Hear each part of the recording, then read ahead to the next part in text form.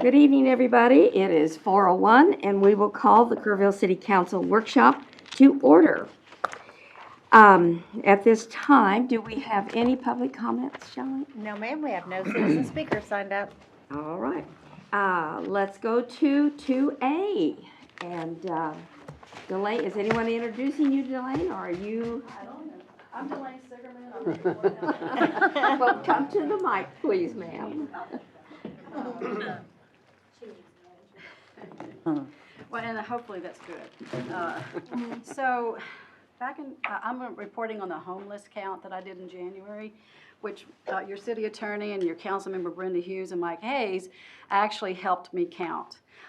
It took them from January until now to actually get the data reported back to me, which I think you all got a copy of. So the previous years we have counted in the 20s. This year we had 67 homeless. And 7 of those were observation only, which meant we could not get to those folks, but we could obviously tell they were homeless. So the intent with this point in time count that's promoted by this nonprofit out of Austin is to get the data on whatever you can, their gender, their age, their reason for being homeless, are they vets, have they had other issues, health issues? So we have an interview process. We have a training process that we put all our volunteers through. So when they go out to approach homeless folks, they ask permission first to ask questions, and you literally enter the data that you get in your phone. It goes straight to Austin.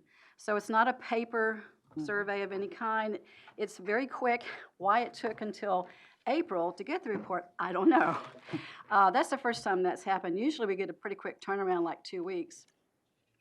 Anyway, I wanted to just give you some of my personal feelings about what I have discovered in doing these counts. And I would say that there are 2 types of homeless folks.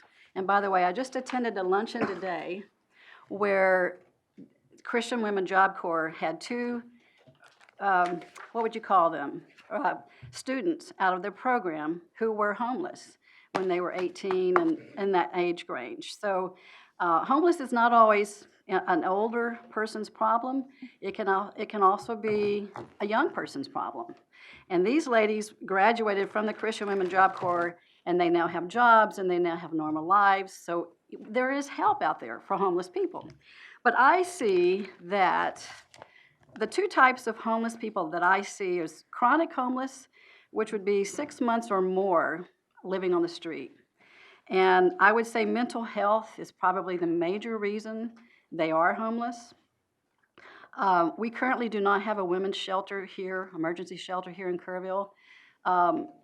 Salvation Army was supposed to join me today, but she couldn't make it. They are in the process of constructing a place in their current shelter at 855 Hay Street for women, but right now it isn't possible. They only have accommodations for men. They have not been that busy. I talked to her yesterday. They've had 6. The most they had a couple of months ago was 12, and they have beds for up to 19. So I've been in that facility. It's the only emergency facility we have in the Hill Country, and it has a kitchen, it has showers, it has washer and dryer. So it's a suitable solution for an emergency. They only allow up to 7 nights in a row, and once you've maxed out with that, you have to wait 90 days to go back and take advantage of it, unless you enter a program for drug abuse or alcohol abuse, and you can stay there indefinitely as long as you're currently taking part in that program. And they even provide transportation to the program meetings and things. So if you had a caseworker, which would be the perfect solution, that could work with each individual, because what happens is they come to a stumbling block and they quit. They just say, I'll just go back to the park or under the bridge or whatever. So they have caseworkers at Salvation Army that will work with folks to replace IDs, the things that you need to get a job, and to have adequate housing. It's just people don't always take advantage of it, but they do have caseworkers, and Jeanette Santiago is the one that works with most of them. With the chronic homeless, I have a thought, And that would be, we've always talked about having a place they could go. And I would say rather than a place, why don't we go to them? We are already going to them when we count them. But when we count them, that's all we're doing. We're not trying to, direct them to a place of resource, because really we have to move on and get as many counted in a day as we can. But I've thought about a team of people. If we had professionals, for instance, a mental health counselor, maybe a doctor or an RN, or someone who works with a nonprofit who has these sources available.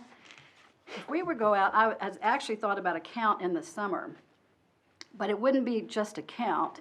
It would be a way to go back and check these people we found in January, if they're still here, and try to help them. If they're trying to get back to their home place in Junction, let's do that. Let's try to get them to the place where they can get help. The next group of homeless people that I find is those that would find themselves temporarily homeless. Those where their rent maybe went up $500 a month, or they lost a job, or they had a health issue. Somewhere where they had an unexpected financial burden where they couldn't pay rent. And I hate to say this, but some of the landlords in town are anxious to get more money for their spaces, and they're not working with some of the tenants. I'm sure there are some that do, but for the most part, that's not what we're hearing. It's like we've been told we're evicted. And the landlords have the right to do it. I'm not saying they don't. So there is a Light on the Hill, I just found this out yesterday. Thank you. Has created, through a grant that they got, a website that you can go and find out where you can get rent vouchers or vouchers of some kind, or whatever it is you need. I don't know. So Beth Palmer at Light on the Hill is put this together. They've hired a couple of people. So we finally, for the first time, have a place where we could call and say, we need this kind of help, without calling the city or the police department or somebody else that really can't really help them. So check that website out. You will find that there's a lot of resources there. So I'm hoping that we can get the word out about that. So I just would like to continue the count. I can't do the count next January, but I would like to try to do one of our own here in Kerrville, because we actually go through Austin with this count that I've done for the last 4 years. And it's been cumbersome because the technology hasn't always worked, and I have no control over that, so it's been kind of cumbersome for our volunteers. We had 8 teams of 3 people that went out on January 26th. Now keep in mind it was 34 degrees, so we missed a lot of people, I'm sure. But we've served a purpose in a lot of other ways. The team that went to the garage, for instance, we have maps and we have them designated areas, found an encampment and was able to call the police and say, the things that we found in this encampment, like purses or things, you might want to come over and check it out. So it's kind of it serves that purpose in that it gives feedback to the city that these are some of the things we're finding in these camps, and these are where the camps are. So the count itself is made up of volunteers, but that feedback does really help us. So I have to say this is the only project I've ever taken on where there's a beginning and a middle, but no end. Because the truth is, there's not a quick and easy solution to homelessness. We don't want to be like San Antonio or Austin or other places where they have encampments that you can't get rid of. It's not healthy for the homeless people, and it's not healthy for your city. So I would never recommend that, but I think if we don't try to proactively find out how we can help homeless, we will end up dealing with it one way or the other. So, you have any questions? In your searches, have you been able to find what we can do to help? Yes and no. Many of the folks we found had already been to Salvation Army, and the truth is, once they're in and they've been able to get their time in, they can't go back for 90 days. So we found one vet who was on Sidney Baker, kind of where the new courthouse, the attorney county attorney's offices are. Mhm. He was in one of the foyers of this office building. And he had been able to get hearing aids from one of the nonprofits here. Because when we started to interview him, he said, wait, let me put my hearing aids on. I just got them from BCFS Oh, that wow. helped him get hearing aids. So, you know, that's what we're trying to do. The bag that we leave, that Sisters in Services puts together, has a resource guide in here that has every number you might need for any particular reason. And we leave that with them, and they do go through it. There's like socks in here, and there's a hat in here. And we would make one for the summer if we did a summer count that would have appropriate items in it for the heat and all. I'm just kind of at my wit's end. It's not easy to solve homelessness, because for every one person, there's 10 different other people that have different reasons and different needs. I do think mental health is at the top of the list, though. I think that's the reason why they're afraid to go to shelters. They're concerned they have to give up their freedom. And they can't bring their pet, they can't smoke, they can't drink, obviously. I mean, there's things they can't do in a shelter. So they're as unhappy as they might be in 34 degrees, they're happier with their liberty, which you can't force it on them. You can't force help. It's just, you have to show you care. And I think sometimes that does help, which is why I would like to do a summer count that would be more of a conversation and less of an interview, Yeah. where we could really maybe even spend just, you know, a lot of time on just one person and try to really find out their goal was to get somewhere else where their family is, because that's the only way they're going to get real help, unless you had a lot of volunteers who just wanted to hold someone down this road, which takes a lot of time. Months. Yeah, I've got a homeless man living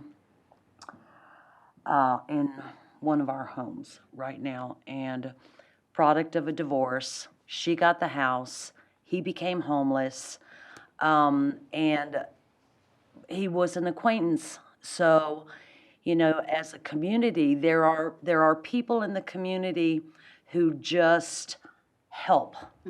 They just, hey, here's some money for a motel for a week. And that kind of stuff is going on all over the community. Most of the homeless people that are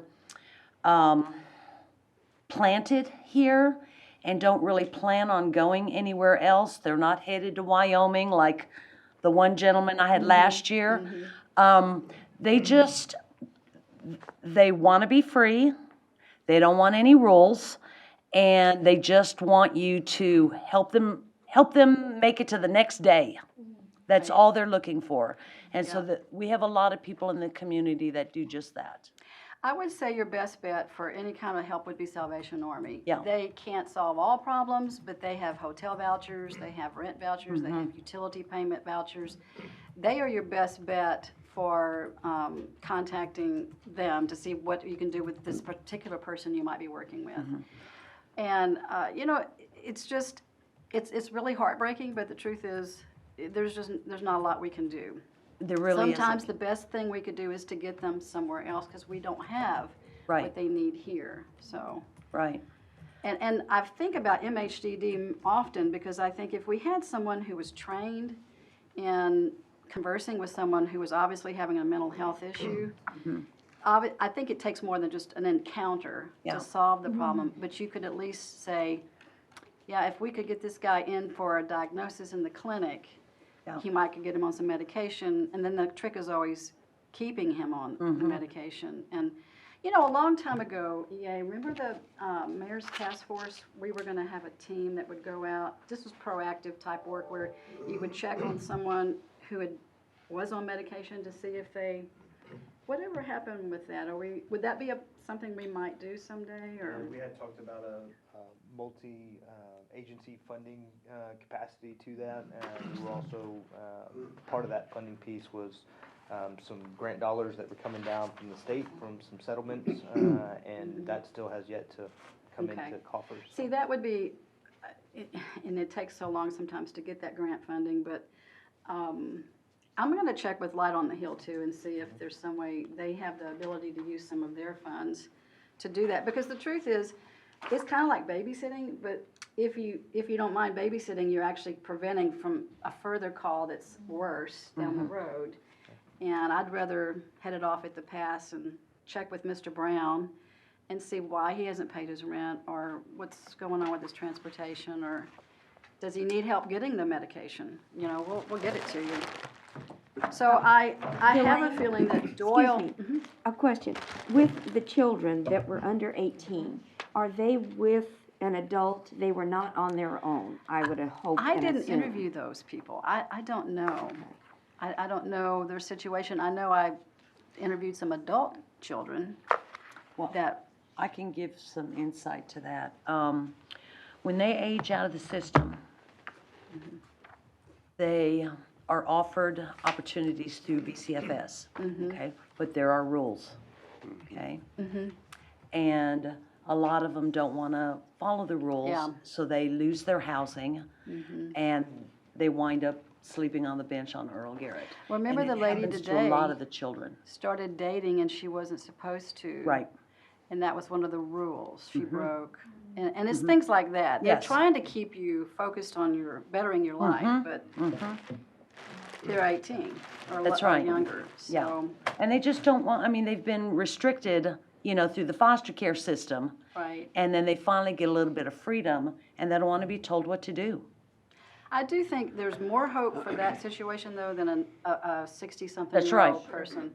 It would be nice if we could, because I've talked to the principal at Tybee and there are quite a few that sleep on other folks' couch. That, you know, if that goes unattended, it could Yeah. very easily work out where they're on the street. And if you could, and I'm thinking Christian Women Job Corps would be a perfect place to talk to about intervening and keeping these kids from being permanently homeless, and worse, many times, so.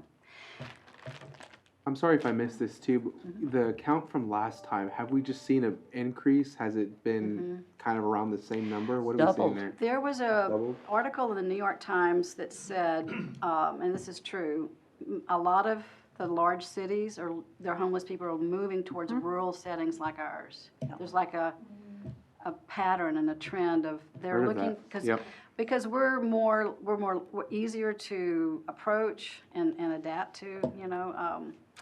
The big city's harsh. The big city is dangerous, and San Antonio, a haven for hope, there's a lot of people that don't want to even think about going there.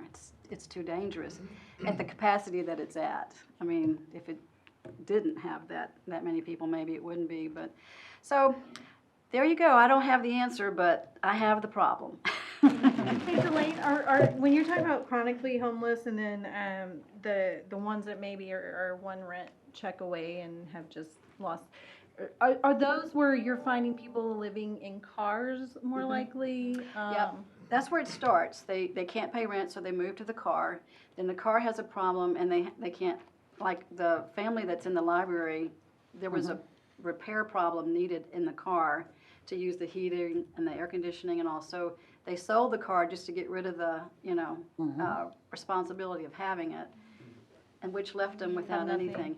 Now, a lot of times when I would ask people in our interview process where they slept last night, because that's one of the biggest determinations that they are homeless, they don't want to tell you, because they're They don't slipping wanna into give it that away, yeah. vacant house over there, or that porch over there, especially when it's cold. Yeah. Now, the reason they do this count in January, supposedly, is in the bigger cities, folks all go to the shelters when it's real cold. So it's easy, you've got them a captive audience, you can count them there. We don't have that. It doesn't seem like people do that. They have other resources when it's cold here, besides our shelters, so. That's a laundromat. Or the garage. That's right. Well, I'm gonna keep plugging away and working with the various people that I do. And I get calls all the time. It's just, it's hard because I wish I could say, sure, let me send you over here. And sometimes Well, it's the- not easy to do.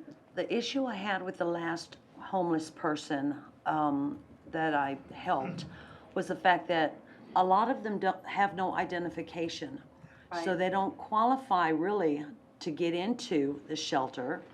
And then they can't get a job, they can't, I mean, there's really no identity. And then trying Right. to obtain that for them, it took me almost a year to do that. Yeah, and you see how frustrating that is for you, and you have the comforts of home. They Right. don't. The family that's in the library had that issue. They wanted to get food stamps. Well, I think it's called SNAP now, but they needed an address. Yeah. So they went to the post office box to get a post office box, and they couldn't get one because they don't have paperwork that Right. supports it. And so they just give up. I mean, that's why you almost need someone to kind of walk with them. Navigate, yeah. Yes. And I offered to do that, but the truth is, Danielle Brigatti has done a lot to help this family already. She's just been there for them and listens to their challenges. And it's bigger probably than just the address. They do have some issues, but anyway. So, Well, any questions? thank you. Thank you, Elaine. Delane. We appreciate what you and your team have done. You go, Mayor.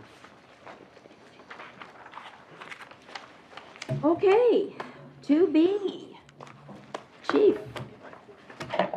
Good afternoon, Council, Madam Mayor. So today I want to do a little presentation, or actually a little bit of an update on our mass communication system. So a little bit of this will be a recap of what we talked about in the past and tell you where we've been, some of the things that we've been able to accomplish, and then where we're going moving forward to include a more federal robust system. So first I'll start off with our mass communication. So a couple things I'm going to talk about tonight is the emergency notification to citizens and visitors, our internal communication notification and communication system for staff during Emergency Operations Center event, and then our internal communication system within our organization and the department, and then our community updates for citizens. So first, our emergency mass notification to citizens and visitors. What we have in place, and I'll talk about that a little more in a second, really allows us to send notifications out to our citizens in emergency situations. Some examples of use that we have out there are winter storm, any bomb threat, we had a chemical spill or gas leaks, drinking water contamination, fires and floods, or other emergency incidents where rapid and accurate notification is essential for life safety. We also use it for our internal notification and communication tool. So we were able to use this for communication with the team during Emergency Operations Center events. We use that for our activation notification for involved staff. We use it to communicate throughout the emergency operations incident, and then we can include interagency notification and communications. We also have our internal notification communication for our city employees. So we can notify all our city employees about emergency events and department-specific notification needs. Examples of use for this are public safety, so we can use that for scheduling or call-out or other just-in-time information. IT, they can use it for a cybersecurity incident, and HR could use it for inclement weather alerts to staff. We can use it for our community updates for citizens, so for general notification to keep our citizens informed. Examples for that could be a road closure, park and recreation event, water service disruption in certain parts of town, or emergency detours. So what are the two types that we have currently with the city of Kerrville? The one you're familiar with is Rave, so that's our mass communication software. So we purchased that back in 2021 post-Winter Storm Uri when we identified some of these gaps we just talked about. Currently, we have an ability to register all our landlines, but it does also require an active enrollment of cellular customers. Recently, we have been working for the last year, I'll talk about that in a second, for our FEMA or IPALS, our Integrated Public Alert and Warning System. So currently we have we're working on an MOU with FEMA and TDEM. There is no enrollment necessary for this, and this provides various notification platforms within a specific area. I'll talk about Rave versus Code Red. Y'all are also familiar with the Code Red that the county has. So what is the difference between the two? Code Red is a Kerr County software for their mass notification. They use it for their business and citizen enrollment within Kerr County. The sheriff or the Kerr County Emergency Management Coordinator authorizes the messages. Our software, Rave, and we looked through multiple before choosing even Code Red, but we chose Rave, is a City of Kerrville software for mass notification. So business, citizen, and visitors can enroll within the City of Kerrville. Myself, the police chief, or the city emergency management coordinator are authorized to send those messages. So for us, we do not have to send those messages to the sheriff or the Kerr County emergency management coordinator for their approval to send it out. So it allows us to control the narrative.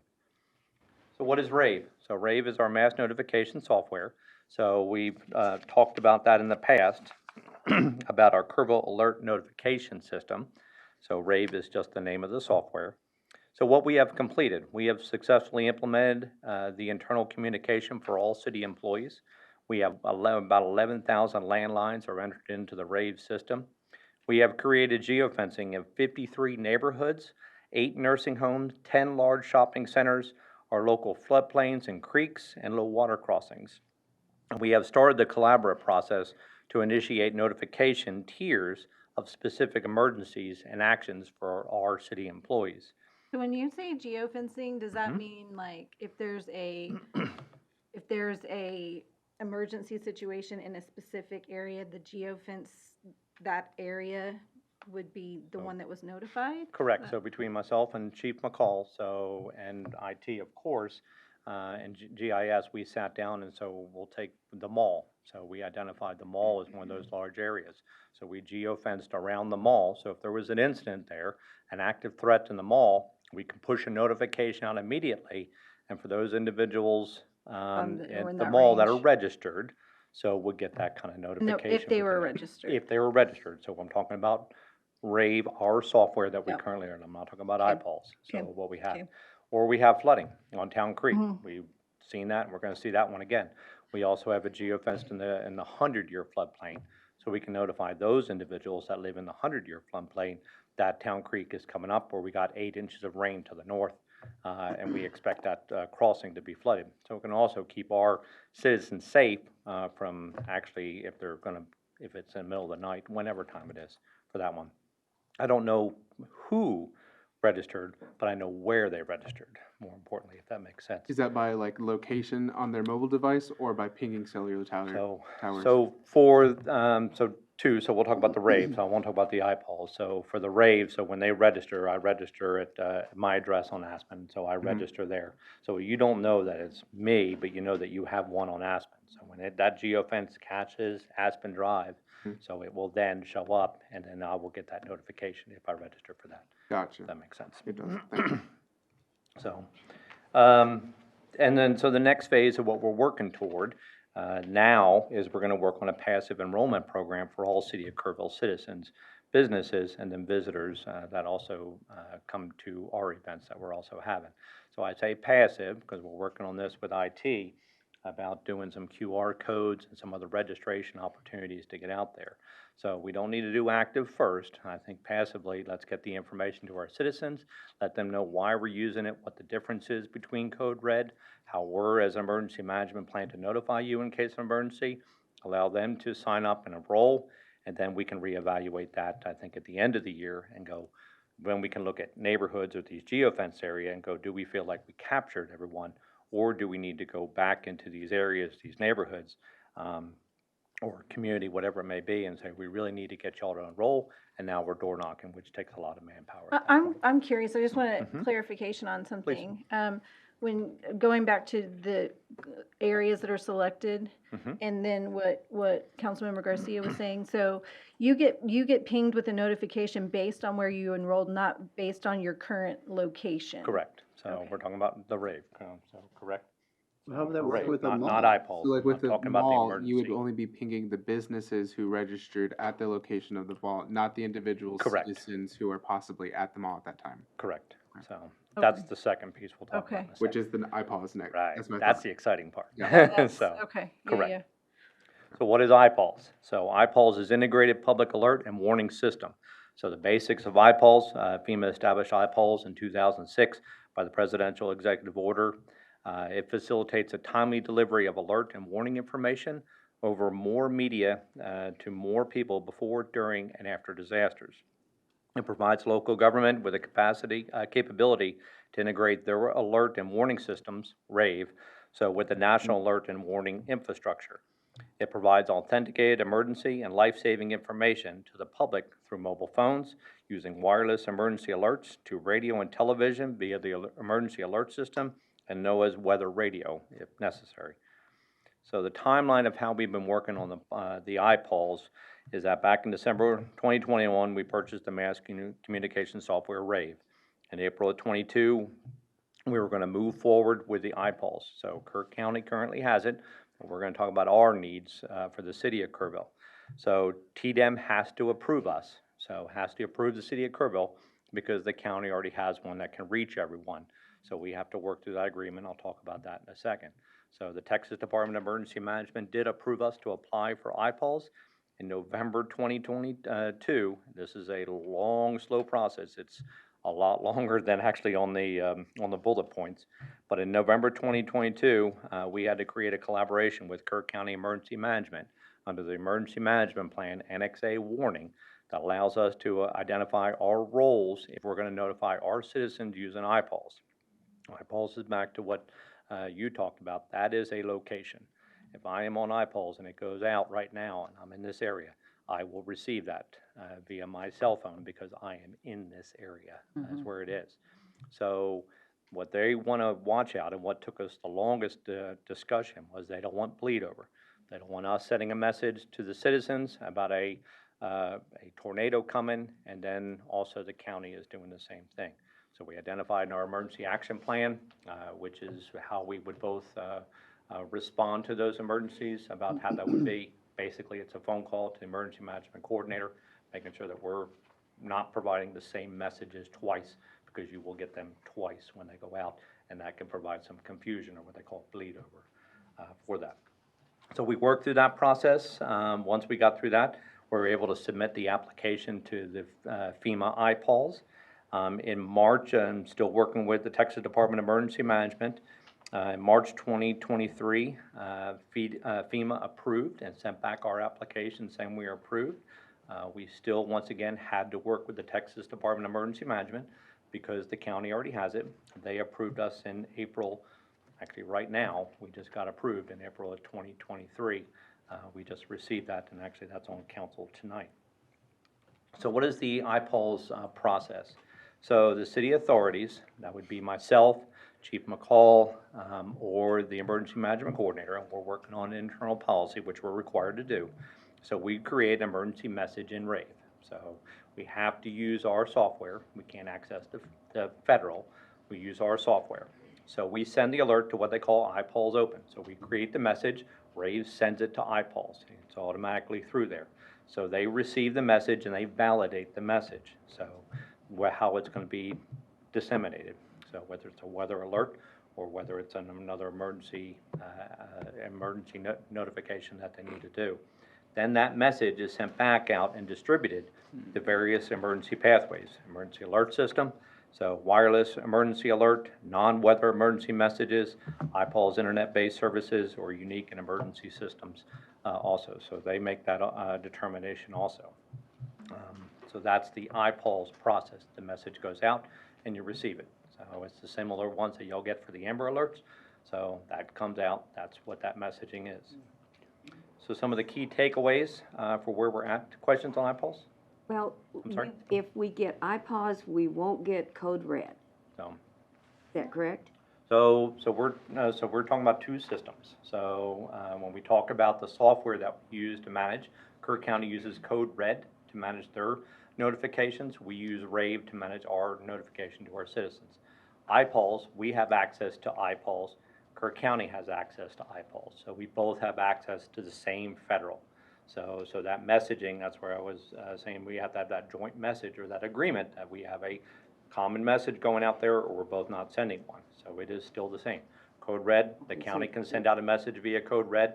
So for anything they want, they were sending out one recently for a weather alert, I think came out last week, I believe. Yeah. That came out. That one would still go through. We wouldn't necessarily send one of those out if we know the county's gonna do it, because then it can get a little confusing messages when it comes to emergency management. Okay, I have a make question sense? too. So if we opt into Rave, would we be getting duplicate messages if the Rave software is sending to the the iPause? Just curious. So opting into RAVE as a citizen of Kerrville, so Right. you're eligible to do that. Right. So that would be messaging coming from myself, the police chief or emergency management coordinator, for an emergency within the city limits of Kerrville is what it is.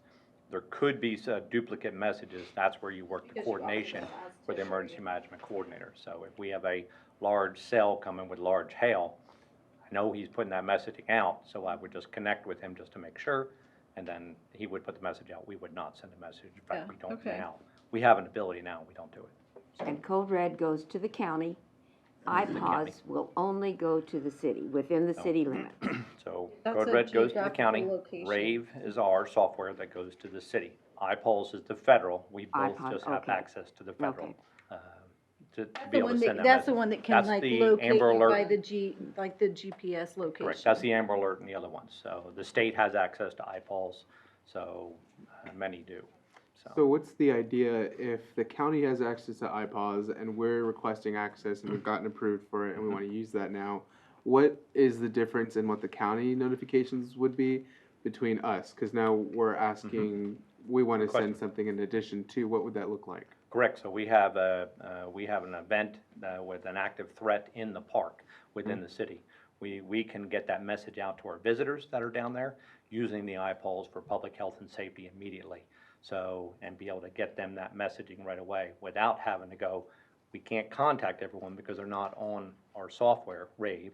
Instead, we use iPoles to communicate and let them know of that threat or that impending danger that's coming through. So where now, if we didn't have it, we'd have to call the sheriff or the Carroll County and say, can you put this out through iPulse? They have to log in, they have to do all their work, so it adds a level, it adds a level to it where it's better for us to control Yeah. our safety of our citizens. The And example. there is bleed over, so you do have to be cautious with that. Yeah, and the Right. example that I personally experienced was when within the city limits of we were in Colorado skiing, and within the city limits a couple of years ago, we got that kind of notification that was saying, hey, starting tomorrow at 8 a.m., the COVID mask mandate for our city is going back into effect. And, you know, I was shopping or whatever we were doing, and you could, and everybody in that area was alerted to that because I was in the town at that time. That was public health, and that went through iPulse because it was a public health Yeah. emergency at the time. So I'm sure that that's. That'd what be they like, do. So they if caught the you city, in if the there. city decided that they needed to take public health measures within the city Correct. limits, something like that. Without we don't need the county's authorization to be Right. able to provide that messaging for our public health and safety of our citizens. Much more localized, and so we have the ability, for instance, if we had a water main break within a certain section or a certain block of roadway, that's something we don't need to Got go the through Kerr ability to- County and a bunch of other federal bureaucracy to be able to get permission Right, to to do that alert one those citizens, location, right? yeah. And so we're able to do that now with this software proactively with a very small geofence area, or as large as the city limits if necessary. Right, right. So those would be the kind of things. And that would qualify as like a public health safety measure with the water break? I don't know if that would be iPulse, so it would be That's what I'm some- thinking, I didn't think that would be more RAVE that we Right. would have on the communication there, so. Example. Okay. Flooding, My only- flooding for sure, so. Right, if okay, We okay. had severe flooding coming, And- that would be iPulse. And to lead into a little bit more why it would be important for us, is because when people call 911, it goes to the dispatchers at our Kerrville Police Department, right? And if it needs to be put to the sheriff, we have to forward that call over to them. Correct, Is that my understanding? Okay, correct. So, Chief? okay, that's what I thought, okay, thank you. Yeah, so it really allows us to control the narrative for our citizens and ensuring the public health and safety. It doesn't mean that the messaging's not gonna come out from the county, but it allows us to really be able to control that, and we can get that out in a timely manner when we need to. And because really, when we look at disasters or emergencies, especially the no notice, time is of the essence, so we have to do the That's what I was investigation gonna right bring now. up, was the time factor. Because if you have to make the call to the county, and then they need to put out the message, when you could put out the message on your own, then I mean, time sometimes is critical. Correct, correct. And we work together great on the communication piece for that, so that was really easy for there, so. So some of the key takeaways for this, so that we can notify our public citizens and visitors of emergency, protect the public health and safety, preserve property, communicate with internal employees and stakeholders for maximum situational awareness and general communication. And then, as I mentioned before, we collaborate with Kirk County for mass notification using the iPols. Next step, we're still working on our mass communication policy to have in place. So iPols, yeah, honestly, it was a very slow and painful process with TDM and FEMA to work with both of them. But when it went through, so now all of a sudden everything moved quickly on there. So we're working, we've already had meetings with our mass communication policy, which we have to have in place as part of the requirements of iPols to be so that's a different, I won't get into other acronyms. So if you're looking for acronyms, that contract has it. So, but we're gonna train key personnel in application of RAVE and iPol. We're gonna kick off that passive campaign for RAVE alert registration, and then we'll reevaluate the enrollment of RAVE at the end of the year in January. We'll just kind of see what that looks like, whether we need to take an active approach to specific areas, maybe not a wide swath of Kerrville, but maybe specific areas that are at higher risk for that. How will you go about for the registration? That was a question I was gonna ask earlier. So for the passive registration, so Jarvie on that, so we're working on some QR codes, so, So we'll build we'll promote it on our website. We've already got a template set up, information about RAVE, links how to register, videos how to register. Like Chief said, if we can get the QR codes in places, people can just scan it and it'll take them to the website and they can register. What do you do for people that don't pay attention with their computers and might not be able I don't know to? if that falls when we're trying to capture those when we take our active approach, when we're reaching out, and of course that'll be more involved. We'll probably coordinate something with the library to push out that messaging.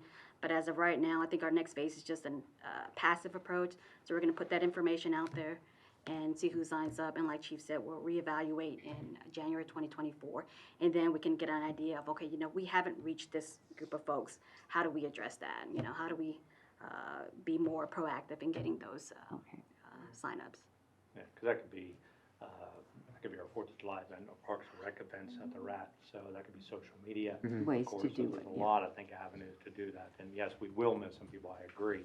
And so then, at the end, that's the idea, is that, what do we want to do next? We can put it on the water bill. I think there's quite a few opportunities for that. Okay. So it's kind of exciting to get the 5 poles. So we've been working on that pretty hard for a while, and when it came through. They finally moved through, so I won't do that one again, so. And the implementation of that, how long are you thinking the phasing of that's gonna be? Sorry, The which one, implementation sir? for iPods?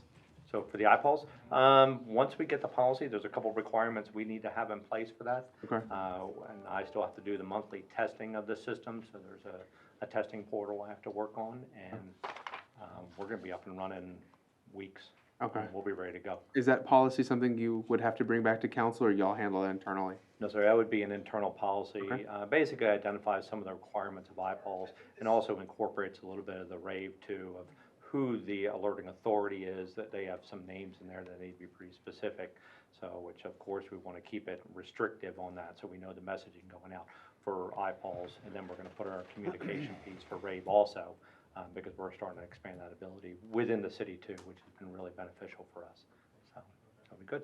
Chief, if there was an active shooter, something of that nature, would this be an avenue that information would Absolutely. go So out? active shooter would be the iPols. So if we had an active shooter, we would trigger, we would utilize the iPols for that notification, because that picks up everyone in that area. So, because you're automatically a part of that, just because you have a cell phone, if you have a cell phone on there. So you'll get that notification, correct. So, And all this is information, so we're aware of what we're doing on our consent agenda tonight at the regular meeting. Is that Yes, sir. right? yes, sir. Okay. So, yes, sir. So that, one of those, yes, sir. Right. So when we received the TDM approval, because of the emergency nature of that, we immediately signed that, and then that item on your consent agenda is essentially council ratification of that agreement per the charter and state law for an MOU. Okay. but we want to go ahead and put that in place ASAP.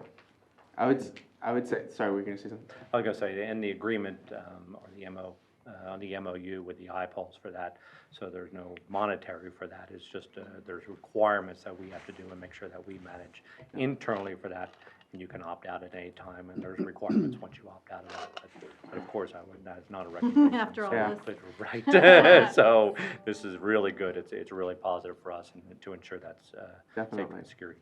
Yeah, I would say this is a very great example of, are you gonna give something, similar information at our regular meeting to this, or just because it's on the consent agenda, so I didn't assume so, but I think this is a very great example of information that would be beneficial to be presented at the regular meeting too, because I had a lot of questions about what that was on our consent agenda, and after reading through the agreement, I got a general idea, but after the information you just gave me, I get a completely better idea of what it is. And so this is not a criticism at all of the information, because that was beneficial. More of, this is something that I think could benefit the community if it's on our regular meeting to be presented. Especially as we're trying to actively get community members to understand the systems and register and get involved. Again, this is just one of those things where I know it's presented to us at a workshop, but I wish it was presented at a regular meeting too, so the general public could know what it was. Yes, sir, and that would be important as part of that. Although passive doesn't mean we just stand back. It is, we will have to get out and get some information Yeah. To the community for that, and so Yeah. maybe an opportunity for there. So to give that more what it is and why we're doing it, the importance of it from a citizen standpoint. Yeah, thank you. Absolutely. One quick comment. Yes. I know you're already mindful that this is a great responsibility, in that you can either be crying wolf or you can be shouting fire in a crowded theater. And I think Chief would remember the incident that happened in Hawaii, where an errant message was sent out of incoming missiles during a test period. I just hope everyone with the authority remembers what a big responsibility it is to have that megaphone for everybody's cell phone. Awesome responsibility, actually. Okay.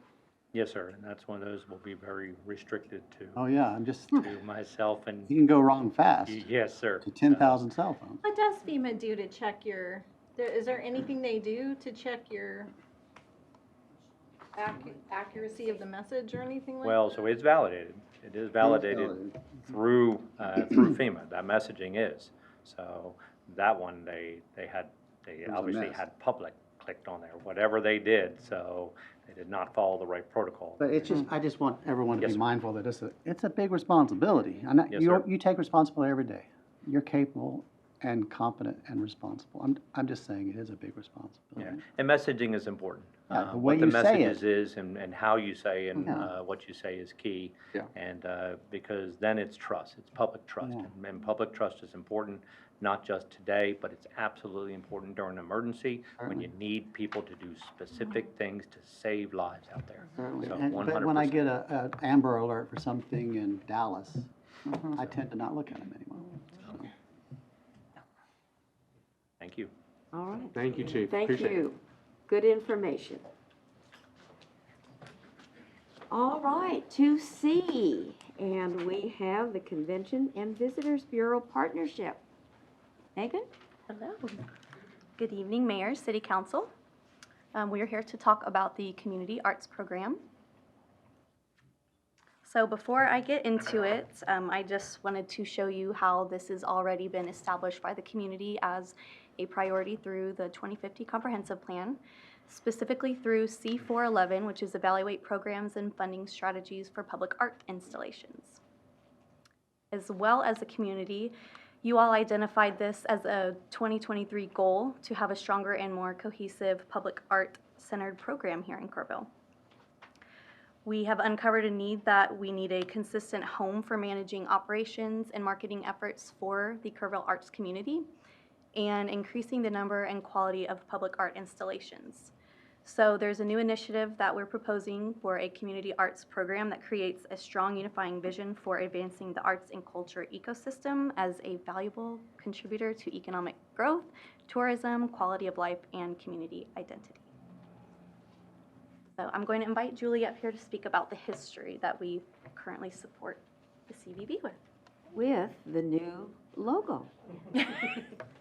She's on it, isn't she? I was telling Julie that, you know, the branding and the cup, my younger son was like, that looks just like it automatically triggered him to the Artisan and the James Avery, and, you know, it's very, So it looked crafted. yeah, it's just very, it's just, yeah. Keep it going. There you go, yes. Okay, so currently I wanted to get a little history on how we're currently already, or how the city's currently already supporting the arts marketing and entity here in Kerrville. So back in 2011, council created what we just call the Arts Co-op. I don't know if that's the actual official name, but in-house we call it the Arts Co-op and everywhere else. But so it created that contract with the CVB. We've renewed it in 2016. It was amended again in 2017. But the contract has the details of the funding and who belongs in that, and all of the dollars are spent solely on marketing those entities within the organization. Right now, the program is funded at $60,000, all hot funding. And then the current participants defined in the contract are the Museum of Western Art, Symphony of the Hills, Playhouse 2000, the Callow Theater, the Coming King Sculpture Prayer Garden, Hill Country Arts Foundation, Carson Cultural Center, Riverside Nature Center, Kerrville Folk Festival Foundation, and then Kerrville Chalk Fest. And then together we, I think that's 10 entities. We get together, the CVB and all of those guys, and we work to promote the arts and arts-related events as a whole versus one entity. So rarely will you see an ad that's just one person. It's going to have maybe several different things happening. We meet 10 times a year. We review financials every time, as well as my board sees the financials every month. And then we go over a media plan at each of those meetings, and then we discuss additional advertising opportunities. They'll bring us ideas, or I might have one, and things like that. So just a little history of what we already have in place, I guess, Arts Co-op wise. Okay, so in order for this to be successful, we will need partnerships. So staff's proposing that the City of Kerrville partner with KCVB to manage this community arts program to provide a more comprehensive service to the community. So in addition to the arts and marketing efforts that Julie just mentioned, they would be providing operational support for a public art program, so marketing, art installations, etc. So our initial discussions with CVB about this program started last summer, and we are finally at a point to bring you all some details about what that would look like for your consideration. In addition, with CVB, the Community Foundation of the Texas Hill Country has generously pledged to help provide some seed funding to activate this partnership and grow public art in Kerrville. So with that in mind, we looked at how does this look at the CVB, because it's a very different program than our traditional CVB DMO, what we do every day, right? Not a visitor center. So if we were able to move forward with the program, this is kind of what we are proposing as far as how it would live there. It would be a separate program housed there with the community arts, and then as you can see, that ultimately does report to myself and then the board. The Arts Co-op would not go away. It would just be part of that program over there.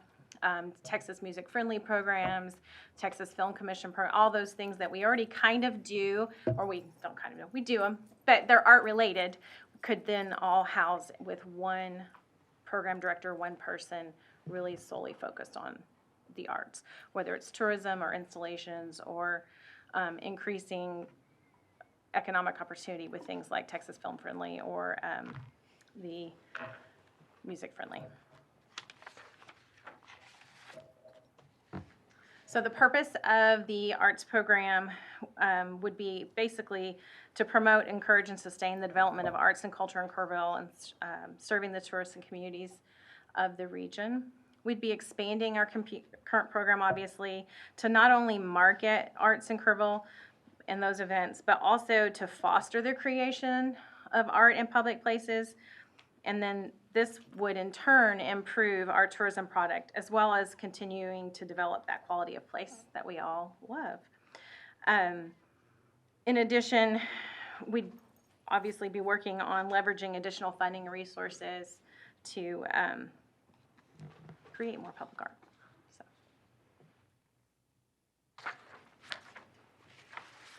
We've established some deliverables on this. Obviously, commission and facilitate public art installations. I think that one's an obvious one. If no art pops up, there's not much, no reason to participate. We'd like to add an educational component with each piece. So each new public art project will have an educational plan, a PR and marketing plan woven into its development and installation. I forgot to mention on the commission and facilitate public art, this could be large iconic things such as like Lupe we see in the park, right? Something really big that lives there a long time or forever, as well as temporary works that maybe rotate around a certain type of event, like recycling art from all of the stuff we collect out of the river to encourage, you know, taking care of a river, or even a temporary piece like related to the solar eclipse. So it can be multiple things. The new program will also develop guidelines, collection management, art conservation plans, so that there's one place where all of that lives versus just willy-nilly-ness.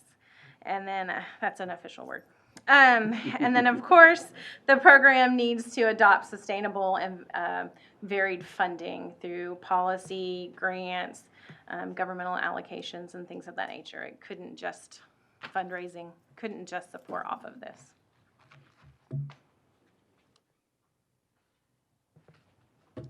Okay, so potential funding mechanisms. So as I mentioned before, the Community Foundation of the Texas Hill Country did give us a grant of $300,000 to be distributed over 3 years. In addition, staff is proposing continued HOT funding support to supplement the gap in the identified budgetary needs. So initially, they have put together in a budget of an estimated $225,000 annually, with keeping in mind that it will become sort of self-sustaining, so it won't just be help through the city and the community foundation. So they are charged to find outside funding to help fill that gap in the future. So initially, we are proposing a 3-year agreement, and the funding that HOT funding would be applied towards that is subject to annual city council budget appropriations. So the next steps for this program, with your direction, staff will continue planning efforts with KCVB, including drafting a new agreement for the community arts program, and that will replace the current arts co-op agreement that we've had in place. Do you have any questions or comments? Yes. So it will all be under the same agreement instead of separate. I've always had a hard time with that agreement ever since I first got on council, just because it's like, well, these nonprofits come and go, and who do you include and who do you exclude, and so I like this approach. And then if you look back to the Kerrville Main Street program that, you know, had the fundraising efforts that had the James Avery and the Bass and all of that, and then those things kind of come and go too. Mm-hmm.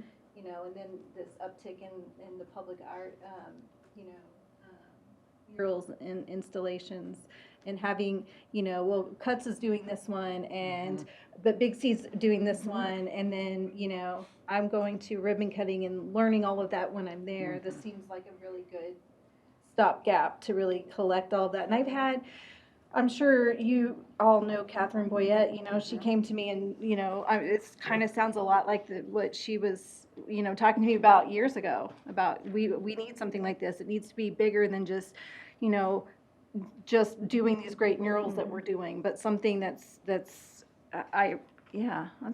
I like it. We've had great organic momentum building, as you can tell, with the different pieces popping up on their own. And so creating like a master plan and a strategy behind it would be really helpful too. So Yeah. that's Community Foundation, thank you. Yeah, that's what I was going to say. Thank you to the Community Foundation. Mr. Dixon's here this evening. Outstanding. Another person who would be just really, really delighted over this is our former city manager, Mark McDaniel, because this is something that Mark wanted, was a central place for all of this to happen. So he would be delighted. It's good. Any other comments, questions, council? It's good stuff, and Austin. Thank you very much. Thank your board. We appreciate it so very, very much. Council generally, go ahead. Could I, somebody send me a copy of the existing agreements? That way I can see, who knows if I'm even gonna be on council, at that point where we're probably looking at it, but it'd be something good for me to at least look at if Yeah. that's something we can. We'll forward that out to all of council. So I guess I would have a Okay, great. question budget-wise. You know, what- if we're providing $60,000 to this art council now, and I don't know what percentage of hot funds we're allocating, I know, and we fund CVB with that. I mean, obviously, if you're saying that we have $225,000 to put to this, then that's, I mean. Again, that's a combination, that budget, a combination of that to satisfy that is part of the community foundation dollars as well as part of the existing allocation that we already send to So CVB. you're saying that it would be similar to what's being applied to the other, to what the arts co-op now? Yes, I'm saying there's only a very small gap of Okay, so- existing hot funds that will be Gotcha. needed to satisfy that. And so we're continuing that conversation about how we structure that 300,000 over that okay. 3 years, but there may be a small gap that's still necessary with additional hot funding. I'm looking forward to seeing how y'all organize and plan artists. There. Well, I've already been trying to do that for a while through arts co-op meetings. It but seemed like they're fun. like herding cats. I was going to say that, but I thought I'd get in trouble. Creative cats. Married to a creative cat. We're glad Julie's willing to continue to do that. Yeah. Thank you. Yeah. Provide already, you said it was proposed 225 from the city, right? What do we provide already under the agreement? That's where I'll, The existing arts co-op marketing agreement is 60,000. okay, We've had that agreement since 2011. We would look today, I think the original was 50,000 for a number of years, increased slightly, maybe 5 or 6 years ago to 60,000 and that's per year, per year. correct. 60,000 per year? That's right. So we'd be going up to 225 per year. But again, that's in combination with Community Foundation seed funding and the intent that grant funding will be a part of that after that 3-year It agreement. wouldn't be a full hot. That's right. 225. Oh. It would be a combination, but we don't know the exact Okay, numbers I see. just I yet. see what you're saying now. Okay, that's where I was trying to figure out what that gap was looking like. Okay. Yep, the 225 is their budget, their estimated budget of how much it would be. So then we have to figure out what those gaps are gonna be between the three. So will you be bringing some things to us and we'll have an agreement? Yes. So we've got an agreement kind of roughed out basically right now. We wanted to get confirmation from council that we were headed in the right direction before we had something just pop onto your agenda all of a sudden. And so we would anticipate bringing that to you guys once we finalized it here over the next couple months. Will this require a budget amendment?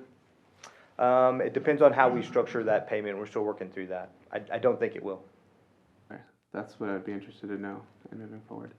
Thank you. All right, thank Good you, work. thank you, thank Good you. work. Thank you. It's exciting. All right, council, we're ready for executive session, and I do believe that we are going to go into executive session. Do we have a motion? So moved. Second. All right. The item numbers, I would like to use, Mr. City Attorney. R, 551071 and 551087. that's my That's motion. her motion? Okay. Second. We have, I think Joe had seconded the first time. All right, all in favor, raise your right hand, and at 5:05, we will adjourn into executive session upstairs.